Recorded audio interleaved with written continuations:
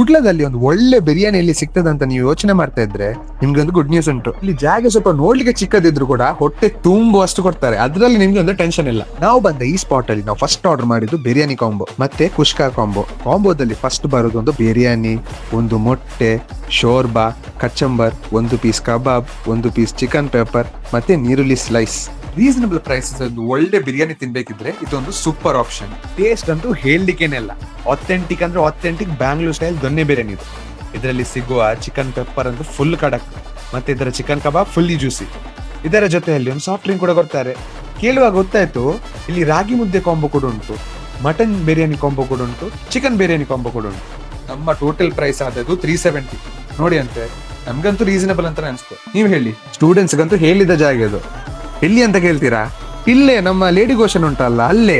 ಮತ್ತೆ ಎಂತ ಬೇರೆ ಯಾವ್ದಾದ್ರು ಸ್ಪಾಟ್ಸ್ ಇದ್ರೆ ನಮ್ಗೆ ಖಂಡಿತ ಹೇಳಿ. ಮತ್ತೆ ಎಂತ ಬೇರೆ ವಿಡಿಯೋಸ್ ನೋಡ್ಬೇಕಿದ್ರೆ ಫಾಲೋ ಮಾಡಿ ಈ ಟಿನ್.